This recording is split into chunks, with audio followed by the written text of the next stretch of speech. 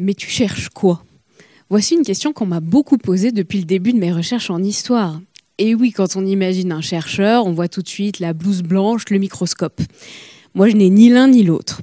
Mon matériel d'analyse, c'est plutôt ça. Des éléments biographiques, des éléments de vie privée, des noms, des images, des lieux qui me permettent de reconstituer une histoire. Bon, ok, là je sais ce que vous vous dites. La fille, elle passe ses journées sur Instagram. C'est là que les choses se compliquent un peu, puisque Honoria Laurence, pas celle d'Instagram, mais la vraie, est née en Irlande en 1808 et est en fait allée avec son mari et ses 2 enfants au Taj Mahal en 1838.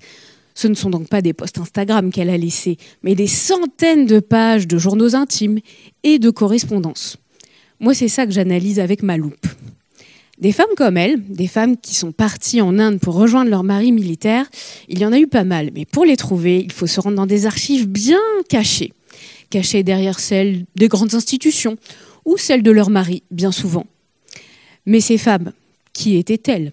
Que disaient-elles? Comment le disaient-elles? Et finalement, qu'apporte l'étude de leur voix à ce que l'on croit déjà connaître de l'Inde britannique? À toutes ces questions, j'ai envie de répondre quelque chose de très scientifique. Eh bien, ça dépend. On a bien des traces de ces femmes dans les livres d'histoire actuels, mais ce sont des traces toutes relatives.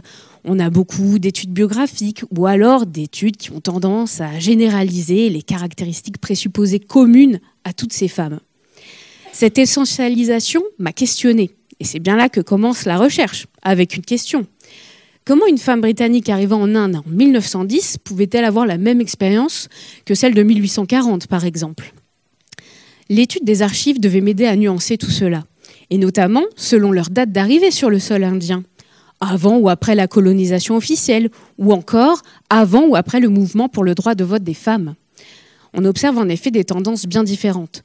Certaines sont impérialistes dans l'âme et prennent à bras-le-corps ce rôle, tandis que d'autres embrassent la culture indienne et portent même le sari, cet habit traditionnel indien.